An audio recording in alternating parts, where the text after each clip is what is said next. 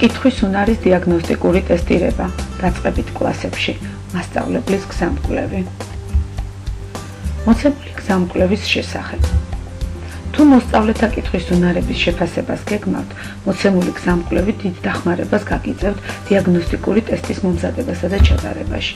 პირველ რიგში ჩვენ ზოგადად მიმოვიხილავთ კითხვის უნარების დიაგნოსტიკური შეფასების ტესტურ ფორმებს კითხვის კომპონენტებისა და კლასების მიხედვით.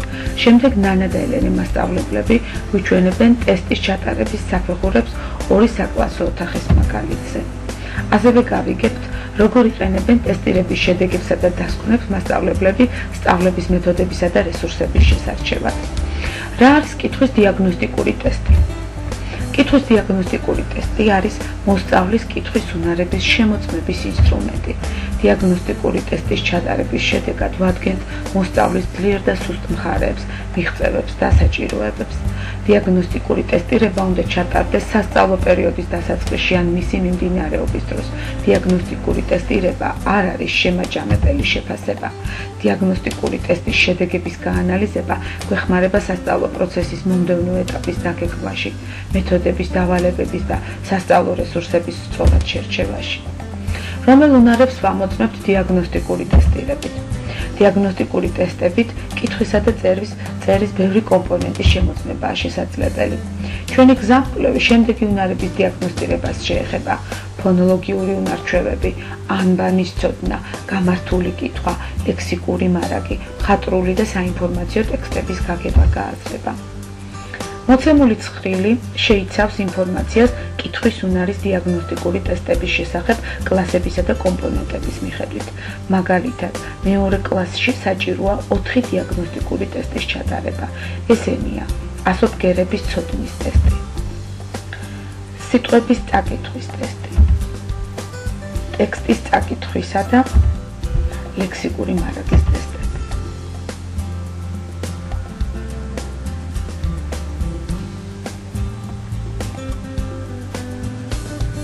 დიაგნოსტიკური ტესტის ჩატარების პროცესი. დიაგნოსტიკური ტესტის ჩატარების დროს მნიშვნელოვანია გავითვალისწინოთ თუ რომელ კლასში ვატარებთ და რა მიზანს ისახავს ტესტირება. თითოეულ ტესტს ესაჭიროება შესაბამისი მომზადება, ჩატარება და ანალიზი. ნანა და ელენე მასწავლებლები არიან.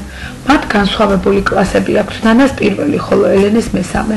მას შემდეგ, რაც მასწავლებლებმა გაიცნეს კითხვის უნარების დიაგნოსტიკური ტესტირების ჩატარების სპეციფიკა, ცდილობენ აქტიურად გამოიყენონ საკუთარი მოსწავლეების საჭიროებების დასადგენად. მათთვის კითხვის უნარების დიაგნოსტიკის შედეგები ახალი გამოწვევა გახდა. ისინი თანამშრომლობენ, მიღებულ სასწავლო შედეგებს ერთმანეთს აცნობენ, ერთობლივად ცდილობენ მოსწავლეებთან საჭირო მეთოდები დაგეგმონ და განახორციელონ.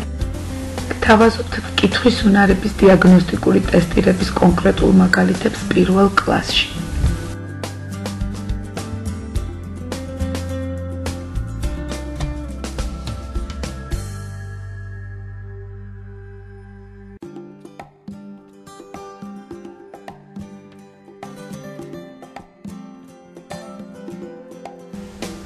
ჩემს პირველ კლასელებთან საამბანო პერიოდის გავლის შემდეგ გადავწყვიტე და გამოვიყენო სამი სახის დიაგნოსტიკური ტესტი და გადავამოწმო ის, თუ რამდენად განუვითარდათ ბავშვებს ასოების ამოცნობისა და შესაბამის ბგერასთან მისადაგების უნარი, სიტყვების სწრაფად და სწორად ამოკითხვის უნარი. ასევე მინდა კიდევ ერთხელ გადავამოწმო იმ მოსწავლეთა კითხვის უნარების განვითარების მაჩვენებელი, რომელთაც აღმოაჩნდათ ფონოლოგიური პრობლემები, კერძოდ გაუჭირდათ სიტყვების ბგერებად დანაწევრება. ამდენად ჩემს მიერ ჩასატარებელი ტესტებია: ასობგერების ცნობის ტესტი, სიტყვების წაკითხვის ტესტი, სიტყვების ბგერებად დანაწევრების ტესტი. სწორედ ამ ტესტების საშუალებით დავადგენ, თუ რამდენად მზად არიან მოსწავლეები კითხვის მომდევნო ეტაპზე გადასასვლელად მცირე ზომის გაბმულ ტექსტებთან სამუშაოდ. ჩემთვის სიახლეა მოსწავლეებში კითხვის უნარების სარეკომენდაციო ნორმების ცხრილი, რომელშიც მოცემულია სარისკო, დასაშვები და სასურველი მაჩვენებლები თითოეული ტესტისთვის. საინტერესოა, რა შედეგებს აჩვენებენ ჩემი მოსწავლეები ამ ციფრებთან მიმართებაში. ეს ცხრილი არის ჩემი მთავარი ინსტრუმენტი ტესტირების შედეგების გასაანალიზებლად. ვინაიდან წითელ ინტერვალში მოხვედრილ ბავშვებს ჩემი მხრიდან შესაბამისი აქტივობების დაგეგმვა დასჭირდებათ. მნიშვნელოვანია, რომ წლის ბოლოს რაც შეიძლება მეტი ბავშვი გადავიყვანოთ მწვანე ინტერვალში.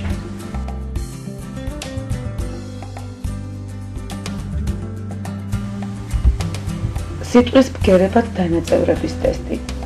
ტესტის მიზანია ზეპირად წარმოთქმული სიტყვების ბგერებად დანაწევრებისა და გამოთქმის უნარის შემოწმება.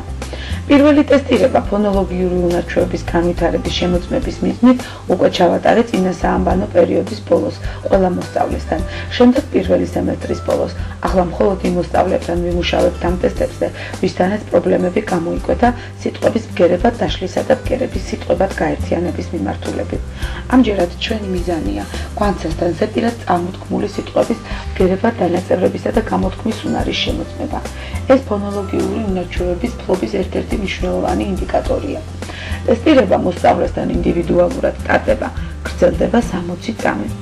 ტესტის ჩასატარებლად საჭიროა ტესტის ფურცელი შემფასებელი მასწავლებლისთვის, საათი, წამზომი, შეიძლება მობილური ტელეფონით წამზომის ფუნქციით. მიმდევრობით ვკითხულობ თლიან სიტყვებს ხმამაღლა ცხრილის სვეტიდან მასწავლებელი ამბობს.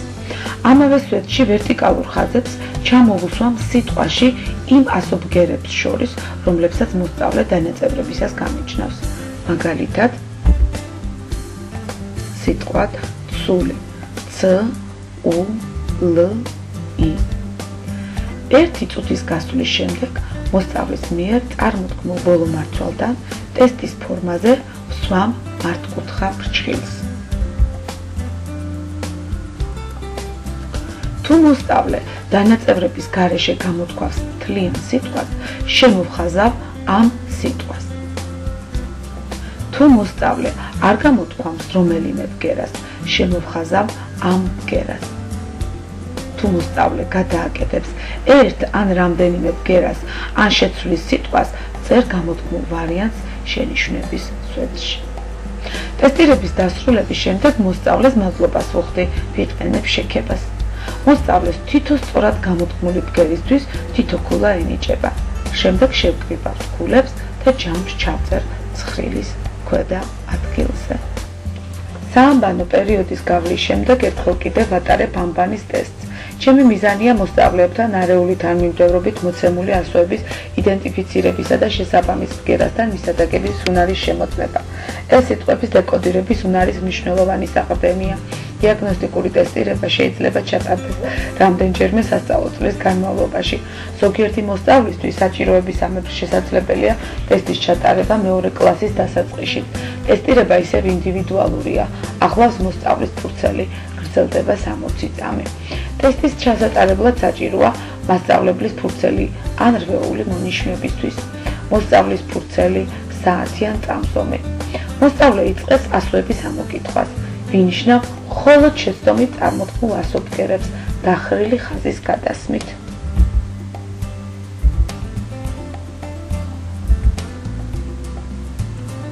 თუ მოსწავლე ხელმეორედ და სწორად წარმოთქვამს შეცდომით წარმოთქმულ ასობგერას, მეორე დახრილ ხაზს გადაუსვამ.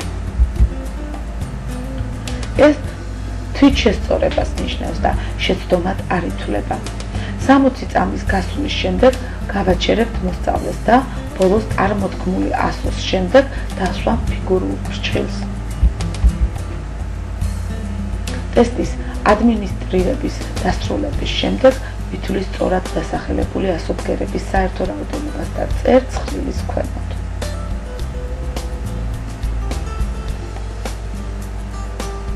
საამბანო პერიოდის გავლის შემდეგ ვატარებ სიტყვების დეკოდირებისა და ავტომატურად ცნობის უნარის შემოწმებას.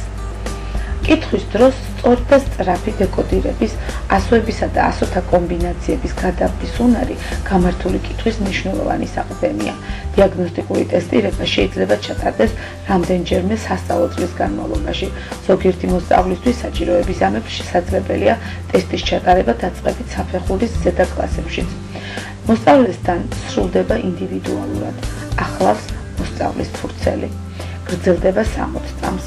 ტესტის ჩასატარებლად საჭიროა ასევე მასწავლებლის ფურცელი, მოსწავლის ფურცელი, საათი ან წამზომი.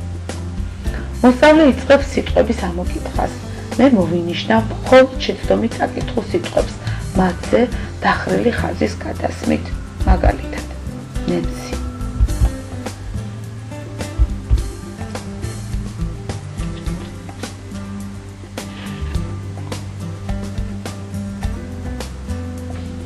თუ მოსწავლე ვერ წაიკითხავს სიტყვას 3 წამის განმავლობაში, უკითხავ და გადავხაზავ ამ სიტყვას, მოსწავლე კი აგრძელებს მომდევნო სიტყვის წაკითხვას.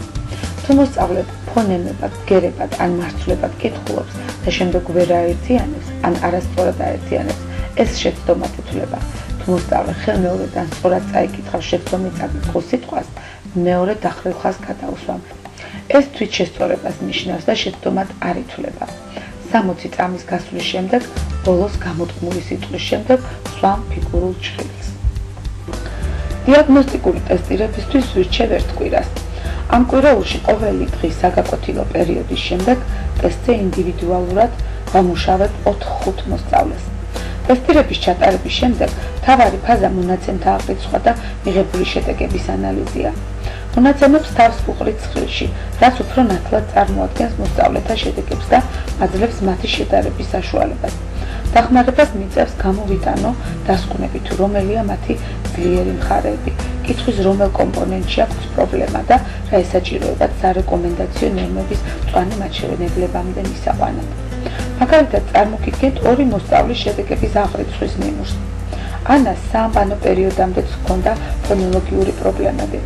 ვერ ახერხებდა სიტყვების დამარცვლას, თავკიდურა ასოს ამოცნობას, სიტყვების ბგერებად დანაწევრებას. საამბანო პერიოდის დასრულების შემდეგ ანას გაუჭირდა სიტყვების ამოკითხვა. გადავწყვიტე კიდევ შევამოწმო ამ მოსწავლესთან ფონოლოგიური უნარების განვითარების დონე. ანასთან ჩავატარე ტესტირება სიტყვების ბგერებად დანაწევრებასთან დაკავშირებით. მან შეძლო მცირე ბგერიანი სიტყვების დანაწევრება, მაგრამ 400-ზე მეტი სიტყვების დაშლა ვეღარ მოახერხა.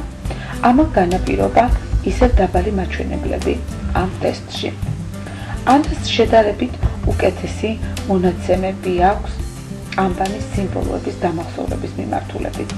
ის ცნობს ასოებს, მაგრამ ქრონოლოგიური პრობლემების გამო ვერ ახერხებს სიტყვების გამთლიანებას და წაკითხვას.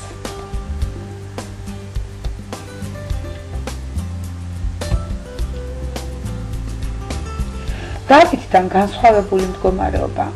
მას ფონოლოგიური უნარები წინა საამბანო პერიოდში კი კარგად ჰქონდა განვითარებული. სამაგიეროდ პრობლემები გამოიკვეთა ამბანის სიმბოლოების დამახსოვრებაში. საბოლოოდ ვერც დავითი ვერ ახერხებს სიტყვების ამოკითხვას.